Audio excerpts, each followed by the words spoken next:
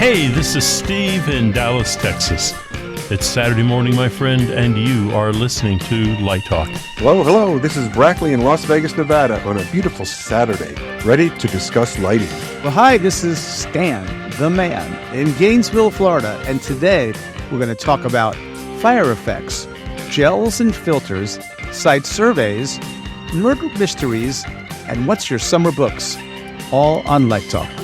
And this is David coming to you from the beautiful Belmont Shore neighborhood of Long Beach, California. And if you don't already know, you are listening to Light Talk, and we are the Lumen Brothers. Yes, we are. You got Brackley, Stanley, Steve, Stanley. Stan, do you call yourself Stanley? Because that's what you have on the thing. Let me change that, but I will say that that is my full name for everybody out there. I am actually, my full name is Stanley Myers K. And I don't only let my friends that I really, really have history with or really love me a lot call me Stanley. Well, that counts us out. So you guys can raise your status. If you want to raise your status, then you can call me Stanley. Professor Emeritus Stanley K. Lovely. Brackley, that was well said. Thank you, my friend. I thought you were named after Stanislavski or Stanley Actually, Kubrick. They were going to name me Stanford, which is a very lawyery kind of name because they had hopes for me to be a doctor or a lawyer. I don't know any lighting designers named Stanford, but that's a whole other story. Anyway, welcome everyone to episode 371. And before we get started, we want to just do a shout out to our brother Brackley, who announced his retirement a few months ago and now is almost officially. Almost. Another month or two. June 30th. Anyway, congratulations. There were a lot of kudos. A lot of people wrote in about you. There was that lovely article about you. And like Stan, a lot of your alumni, a lot of your students came and said a lot of things. That's a beautiful thing, isn't it? Sort of makes it all worthwhile. I have a new word for it, though, Brackley. I'm going to bestow a new word for you. You're not retiring, because I know you're going to be involved in interesting things, because you're not that kind of guy. We are deinstitutionalizing. I guess I am. Right. I like that you like word. That? Isn't that better? Institutionalizing. Yeah. Because I've liked it for a long time. You've been starting to say this for like a couple of weeks, and I'm liking it more and more and more. Because we are institutionalized people. It's not quite prison, but it's like prison. Like you get up in the morning, you got to go to this place, you got to stand in this room, you got to do this thing. They let you go home, have dinner, and let you sleep for 8 hours, and you got to go back again. That's an institution, man. But I know you feel the same way that I do about this, Stan, is those kids are just make it all worthwhile. That's true. They really do. We're very lucky. I mean, people who teach are very, very lucky. Yeah. And I tell this to Lori a lot because, she's a school psychologist for 5th and 6th graders. That explains why she loves you. That's right. Right. Actually, it's even younger than that. It's like kindergarten up through like 5th grade or something like that. It's like crazy. I'm just so proud of her that she does something that helps people. And I think that we as educators do that as well. So Sam did K through 12 and college her whole life. Yeah, that's great. I feel very blessed about the last week. Everybody came, and as I was telling them last week, I do it for the students. We wouldn't have a job if it wasn't for the students. So we are there for them. That's right. Well, congratulations, Brackley. Thank you very much. As well to Stan. Congratulations to Stan. We're thank both you, going thank out you. At the same time. It's some days I'm a little depressed, and some days I'm really excited. I'm schizophrenic about it. I go back and forth. We call it the grain of the Lumen Brothers. Okay, so let's start off with a little industry news. There it goes. Well, the big news this week is that the American Theater Wing has decided to finally recognize the artistry of projections designer Wendall Harrington and sound designer Abe Jacob. Both hugely deserve this honor. Regarding the recognition of Wendall's work, it looks like the Tony Committee may be finally realizing that we live in the 21st century and that video and projection designers are artists as well. And it is our personal belief, and I'm speaking for my brothers here, that there should be a separate category in the Tonys for these damn artists. Okay? Here. Welcome to the 21st century. These people are artists in the theater. They're creating visual design via light. They're not lighting designers. They're projection designers. Some of them are both, like me. I'm projection and lighting. But some of them are scenic designers. Some of them are scenic designers, right. But their work needs to be recognized. So next week, we're going to have a special roundtable with Brother Zach and Sister Ellen, and we're going to talk about this because I think it's a really important thing. Finally, 829 is recognized. So wait, you're punting this conversation to next week because I read that article that you sent. Yeah, isn't that interesting? Let's talk about that next week. So anyway, next week we're going to have Zach and Sister Ellen on that, and make sure you tune in for that. So let's get started. Brackley has our first question of the day. Okay, Diane from Mobile, Alabama writes, I'm working on a show that requires a fireplace effect. What's the best way to accomplish this? Well, a couple years ago, we had that very same situation here. We were doing a production of Beau Stratagem. There was a fireplace, and my lighting designer wanted to do a fireplace effect. So he did something very unusual, or not. He went on to a place called YouTube and Googled fireplace effect. And lo and behold, he picked up this really misty fire effect that uses two dehumidifiers that produce this mist with a number of little birdie lights inside, and it worked very well. And it's actually a props effect from the Prop Effect Guidebook. So one of my stories here is that use YouTube. It is very handy sometimes if you're really up, trying to figure out what to do in a production or whatever, because there's so many YouTube videos out there that explain a lot of things. So that's what I would say. What do you guys think? Can I say something about YouTube? I must say that YouTube is one of the greatest inventions ever. Not only from a lighting designer's point of view, but from a musician's point of view. Because in the old days, when you had to learn a song, you either get the sheet music for it, but in a lot of cases with popular music, they didn't have all the parts in the sheet music. We'd have to listen to it on a record. We have to play it over and over and over again to get the parts. And it was it wasn't impossible because we had to do it. That's what we had. Nowadays, if I want to learn a solo from a certain song, I just go on YouTube and I say, organ solo on Carry On Your Wayward Son, and there'll be about 20 musicians who actually teach you how to do it. So that is the beauty of YouTube, I must say. It also helps when your ice machine breaks in your refrigerator and you need to fix it. Right? Or if your carburetor breaks, how to fix your carburetor. For theater effects too, because there's so many YouTube videos out there.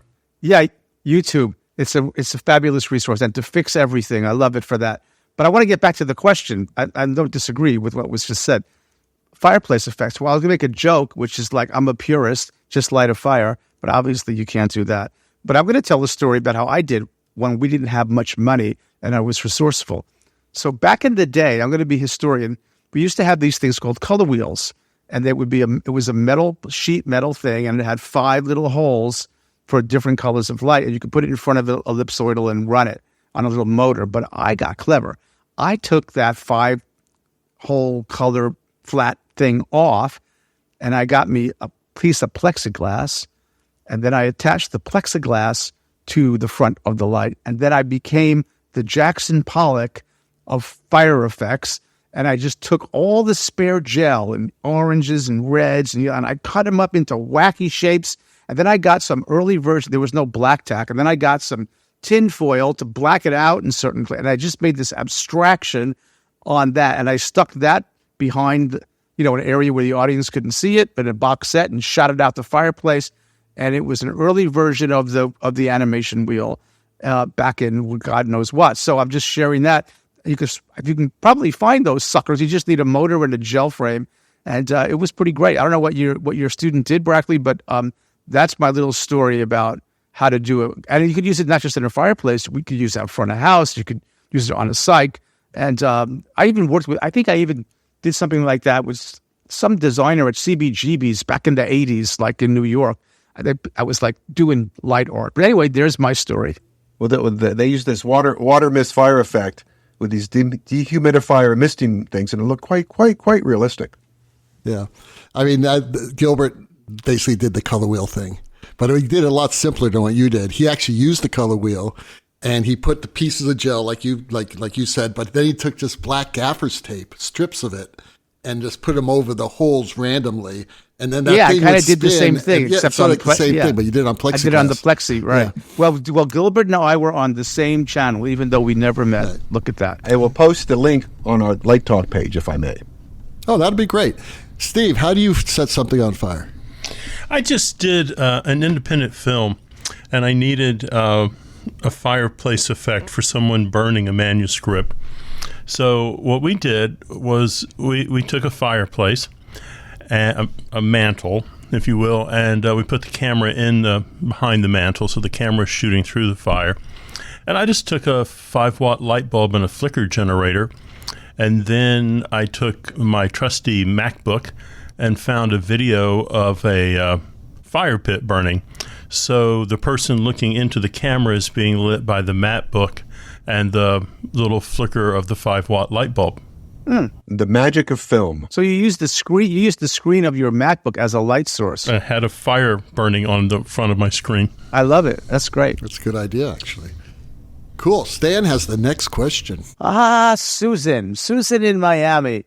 She asks, or she says, I understand how gels and filters work, but I'm not clear about how dichroics work. What is the history of them, and what is the science? Stan, I bet you can answer that one. Why do you think he's on the show? Right. He knows everything. Yeah, I know. Mr. Science. He's our scientific expert. I know, Mr. Science. Let me just tell you, so dichroic glass was invented by NASA scientists, believe it or not, way back in the 1950s, to use in satellite mirrors. And why, you might ask? Well, they developed it to protect against harmful radiation while still allowing sunlight to pass through. And then later on, artists discovered its aesthetic potential and began incorporating it into jewelry. But how does it work? Now, I was fortunate enough, maybe Steve probably gets to go there more than me. I was at the high-end factory a few years back, and they showed me how they make it, because they make it there. And some of those NASA guys retired to high-end, believe it or not. And so what they do is they took multiple layers of metal oxides. Now, you'd have to be a science person to know how to find your metal oxides. And they deposit it onto the surface of glass through something called a vacuum deposition process, which means in a vacuum, they're putting that material onto those discs, onto the glass, and then these layers, and then they spin it, right? It's like a slurry. And they sit these machines like an old, record player, right? So they make LEDs in the same way, actually, believe it or not. And then they get these layers, then they build them up under this process, and then they take it out. And so what they do is they selectively reflect certain wavelengths of light while allowing others to pass through, right? Shifting through. So you're not really filtering the light. You're refracting what you want, and you're letting other wavelengths pass through it into what we might think of as a light dump, or an area that's not in the lighting, the projection train of the fixture. It's pretty cool stuff. And I'm doing some pretty cool projects with it now, but some of it is not the usual. I've talked about my coolest project of ever, and that's using dichroics, but you don't see the dichroics. A lot of artists use it and use the glass as an art piece. We're using the glass in a hidden way to get certain effects, but it's wonderful stuff. I got boxed. When I went to high end, by the way, there was tons of broken dichroic because they do a quality check and they break a lot of it and don't use it. And I said, what do you do with all that waste? And they said, we sell it to artists. And I said, can I have some? I have 3 boxes of shards of dichroic glass in my garage just waiting for a project. Sounds like you have something to do in your deinstitutionalization phase of your life. I have a list, baby. You have all those organizing dichroic waiting. filters. That's pretty cool. Patty from Paris asks, when you design in a new venue, is it important to ask for a site survey? Yes. I mean, okay.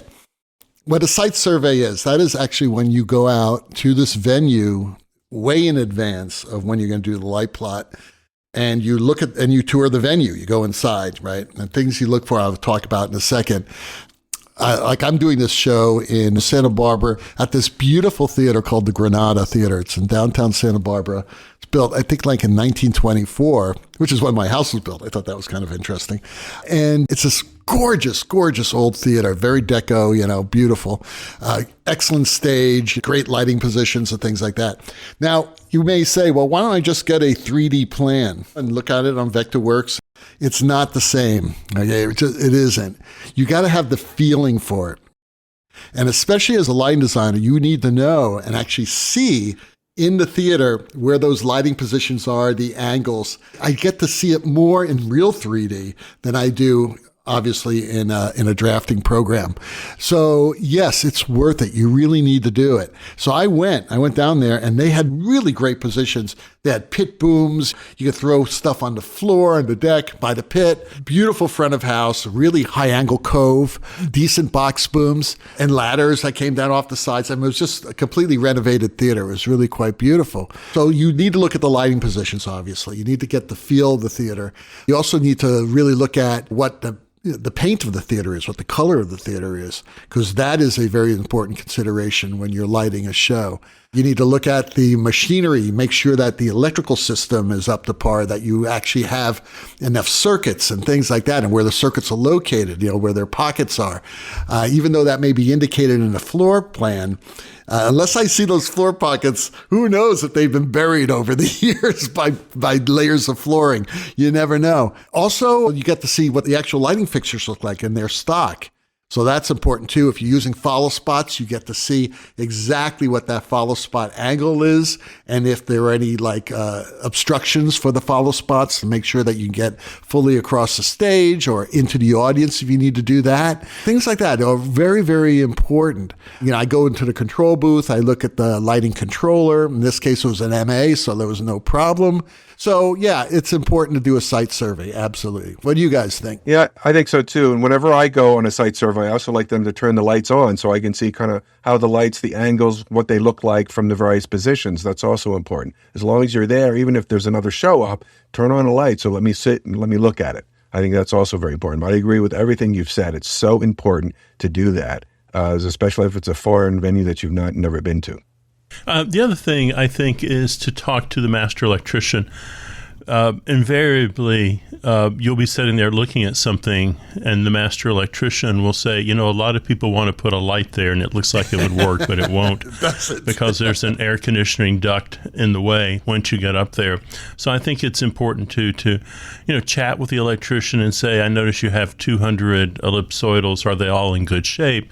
And they'll invariably say 107 are Source 4 and whatever it is, 30 are Colortran or Altman, and they'll say, 10 are Altman 360Qs. Right, I wouldn't use those. So you do have to ask some questions and do some due diligence. Well, in my case, yes and yes and yes to what my brothers have said, but I don't do those anymore. But I do site surveys, but in a completely semi-different industry. We call it in architecture the same thing. You go in and you look at everything, you photo document, you come home and you take your notes, and then you write a report. And that site survey in our world now in consulting also includes recommendations on how you might address if you're doing a renovation or a new facility, and you also includes a budget for a client. So I work in the sort of the different vein of that, but it's similar, but different. I don't know, you guys, does anybody pay you to, let's say you had to, take a bus ride, or like David, did you go up to Santa Barbara to do a site survey? No, I did not charge them. It's a 2-hour drive. It's no big deal. And some of the ways, though, they pay your way there and put you up in a hotel. Yeah. Definitely. Right. If I'm doing a show in Chicago in the new theater, they will pay my plane ticket. I usually do not charge them a daily rate, but expenses they pay, because it's really for my benefit, to tell you the truth. And I agree with Stan. Taking pictures while you're there is also important. I took a lot of pictures. Brackley, I'm glad you said that. Make sure you have a good camera or a good iPhone camera, or, whatever you use, and stand in the positions and take a shot of what it looks like. That way you see everything. You see all the angles. Even though it's in your memory, these pictures will jog that memory and say, oh yeah, right, that's that position there. And I know I can't move those lights because they're like all rusted in place because the electrician. And that's the thing also. Steve was so right. talk to the master electrician because there's a lot of hidden surprises that you don't want to learn about during load-in days. That's for damn sure. All of you are listening to Light Talk with the Lumen Brothers. And Light Talk is sponsored by a public service announcement from No More 10 out of 12s. Sometimes I feel a little guilty when I start to fiddle with last-minute queuing. And all of a sudden, I've added 50 new light cues during previews. The programmer and the stage manager are both wondering, when is this jerk going to stop? Tempers can flare. All I want is to make the show better. All they want is time to let the show settle into a rhythm. I was trying to solve this problem when my credit card company came to the rescue and offered a solution. Let me explain. Have you ever received a credit limit increase offer? That's right. You've been a good boy, paying your bills and showing you can handle money and budgets. Yes, sir. American Express is ready to give you a well-earned 20% credit bump. Why not do the same with cues?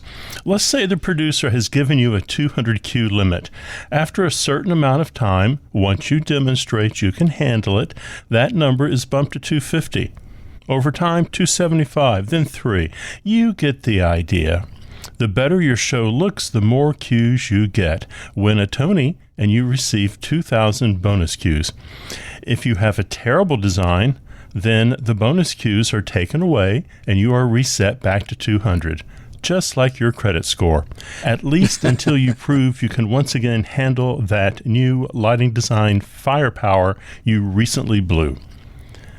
But that will take time, so be careful and don't waste cues. This has been a public service announcement from No More 10 out of 12s. I think this is actually a very interesting subject because when people cue over previews and do basically what Steve was just saying, that could drive a director crazy. I have this sort of unwritten rule that I just go by, that by the time we hit previews, I don't add cues unless the director wants me to add a cue. But it's sort of really just fine tuning at that point. And if there's an emergency, or they're changing, like, oh, we're moving this production number to here to that, obviously you have to do something there. But, for the most part, that would drive me crazy and drive, I'm sure, everyone else crazy. I'm going to call Bumpkus on that. All right, Bumpkus. I think you're a perfectionist and an artist, and you're sitting there at preview, and something's not working. You're like a Labrador looking at a squirrel in a tree. You're just waiting for an opportunity to pounce and fix that red-green shift that's happening upstage left. Well, yeah, but by that time you would think that you've gotten all those issues. You know what I mean? Hopefully by previews, you're pretty much 90% there, I would think. I have a question because this came up and I had an argument with somebody about this. Somebody said that a director intimated in a conversation that, in talking about a lighting designer, that they cared so much about a production that they came back after it opened and made some minor tweaks or adjustments. And they put it in a positive way. And the person perceived it as unethical, saying that should not happen. No one should touch a show after it's opened. And I kind of said, well, wait a minute.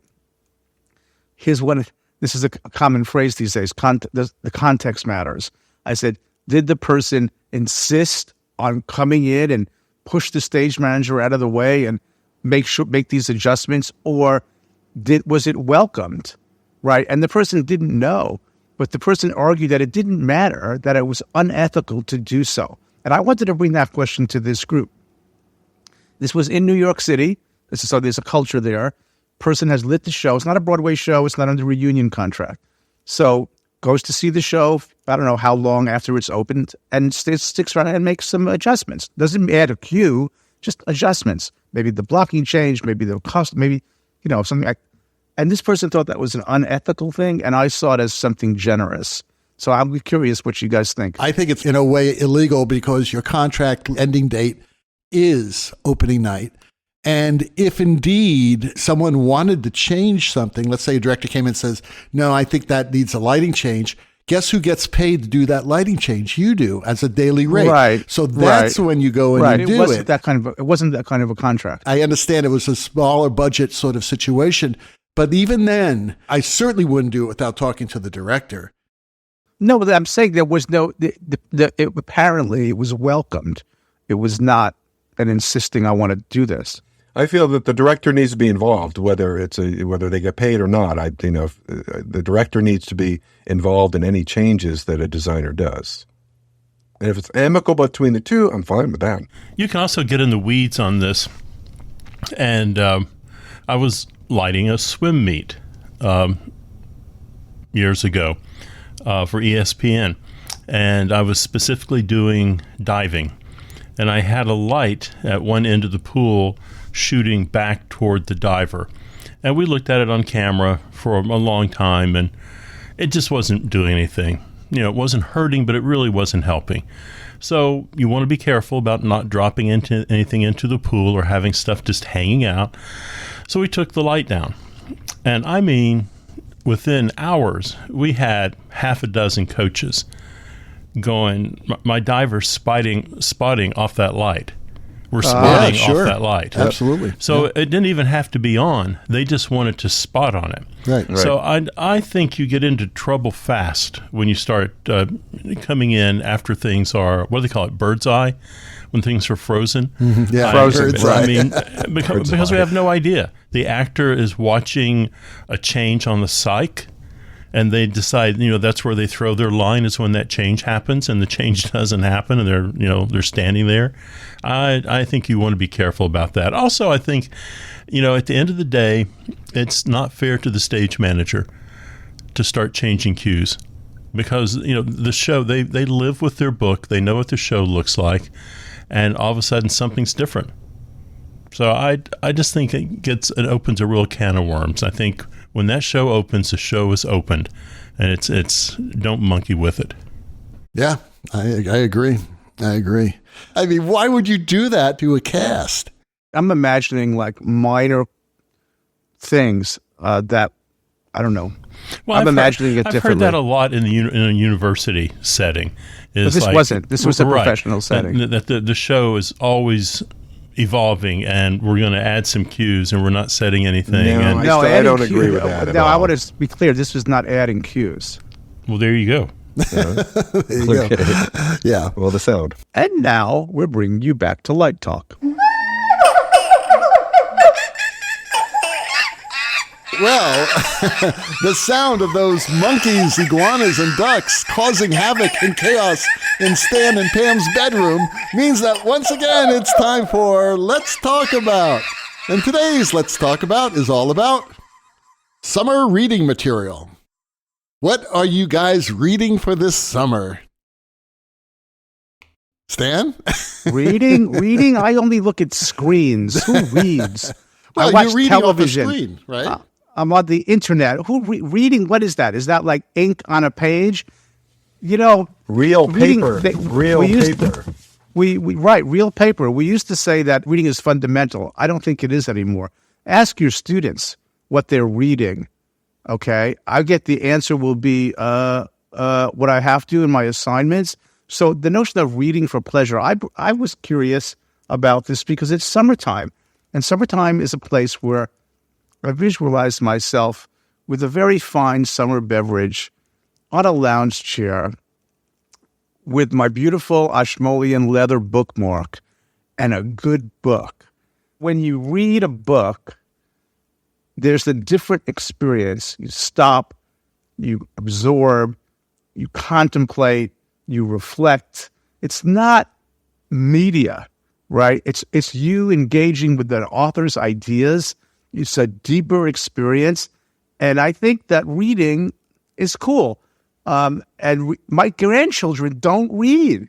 I used to send them books that I thought they would enjoy. They don't read them. They just do not read. They're not interested in reading at all. Sitting with a book, reading a few chapters, taking a break, coming back the next day, getting engaged. Pam listens to books on tape because she has eye issues. But it's a deeper thing. And we're at the theater. We light literature, right? It's not dance. Dance is different. Anyway, so we asked what I'm reading. A friend of mine for my deinstitutionalization gift gave me a book. I think, David, you're going to know the author because you're into this stuff. The title is The Creative Act, A Way of Being. This is my first summer read, and it's by a guy named Rick Rubin. Does it ring a bell for you? Yeah. Tell us who Rick Rubin is, David, because I didn't know. He was Jerry Rubin's brother. But he's also a music producer, I think. Rick Rubin, yes. Yeah, Rick Rubin. I believe he produced like the Beastie Boys, Ghetto Boys, Run DMC, Public Enemy, LL Cool J, a few people like that. Some heavy metal people too. Red Hot Chili Peppers, Rage Against the Machine. Anyway, yeah, he is a pretty prolific producer. Okay. And he has this great series on Netflix with an interview with Paul McCartney that went on for like 4 or 5 different segments. But he's brilliant. He actually is a very brilliant musician. Brilliant, right? Yeah. I didn't know him. I've only read a few pages. They just cracked the book open with a little bit of tea the other night. So I need to take relaxation with this book. And I went, oh my God, I'm crying. It was so perfect for me and this transition into deinstitutionalization, right? And I went, oh, right. Maybe I should read that.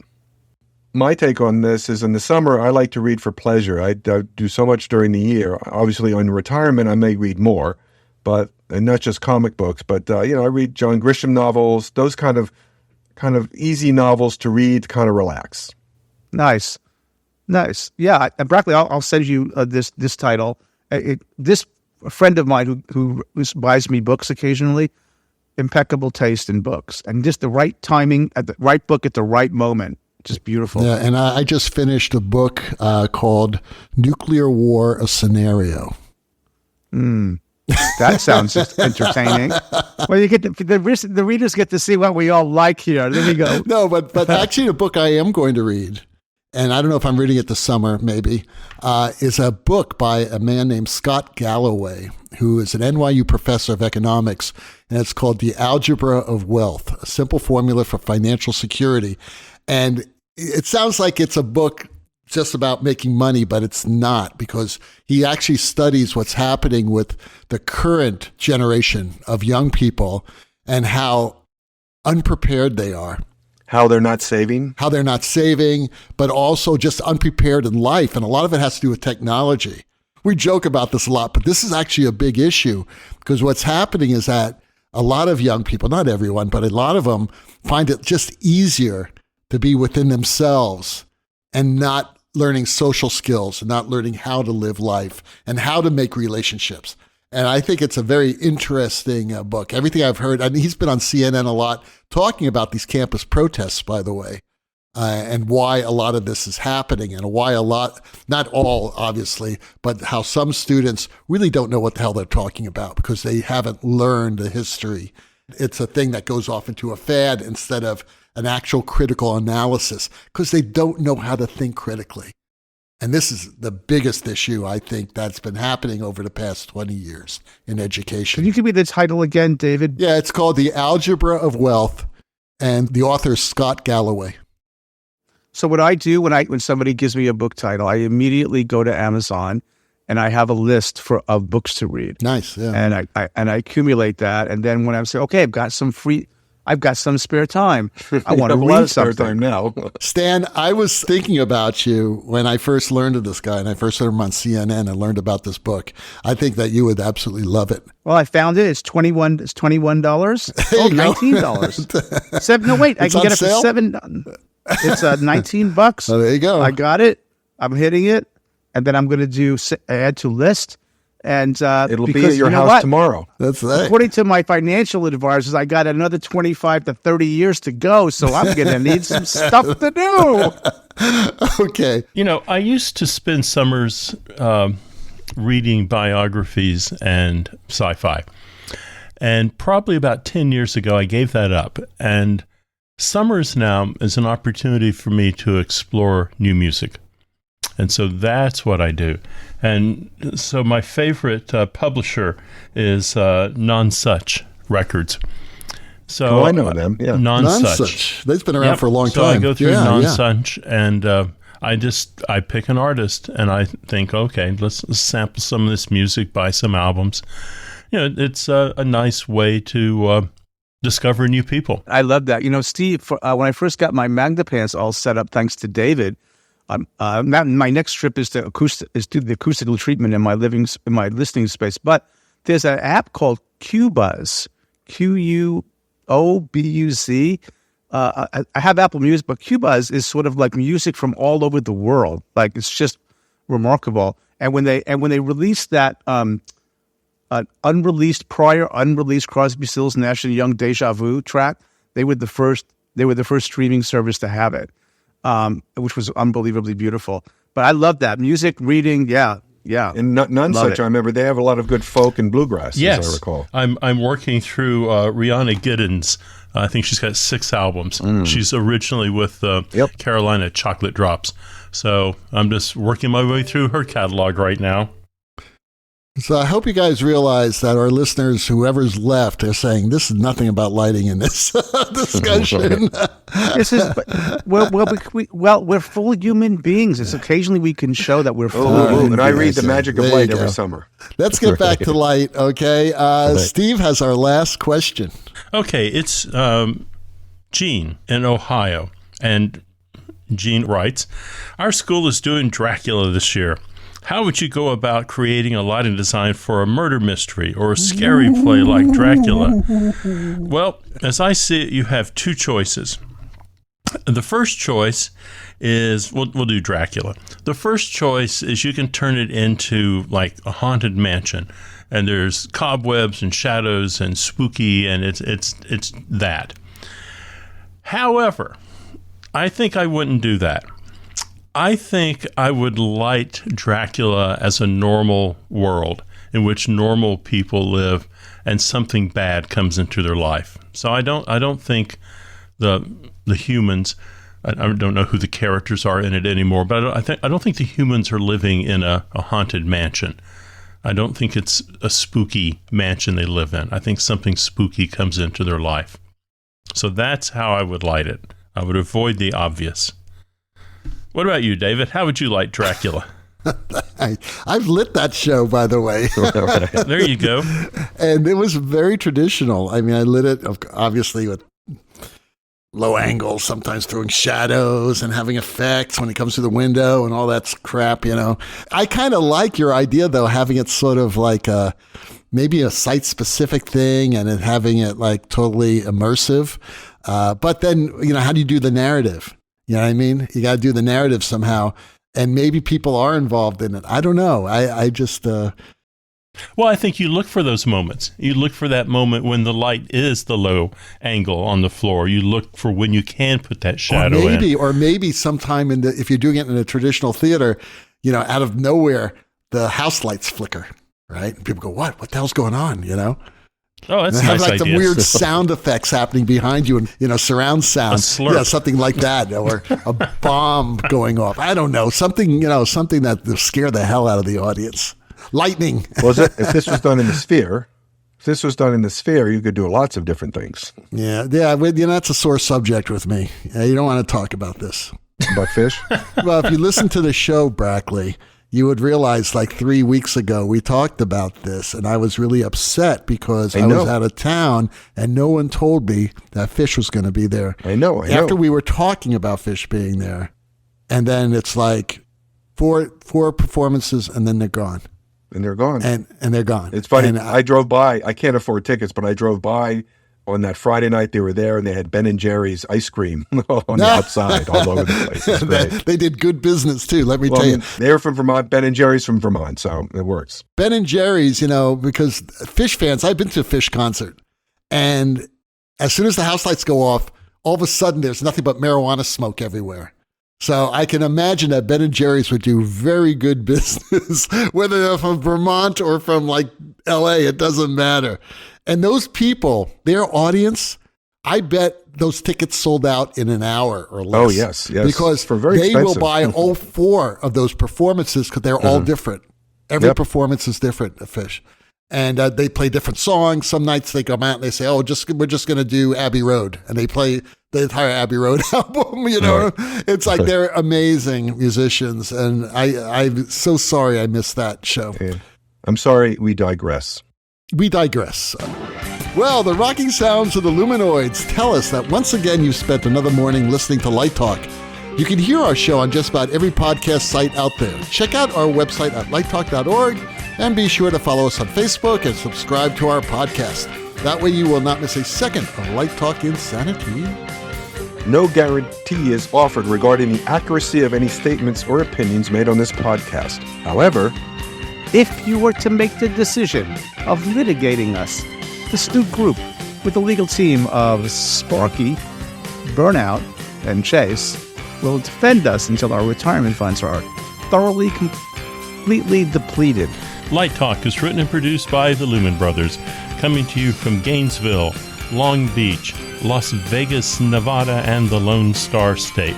And be sure to join us next week when we talk about more lighting shenanigans and serve you more of our quartet of crap. Light Talk, broadcasting questionable lumen knowledge and humor around the world. And we will see you all next Saturday morning. Bye-bye from Light Talk. Arrivederci. Bye-bye.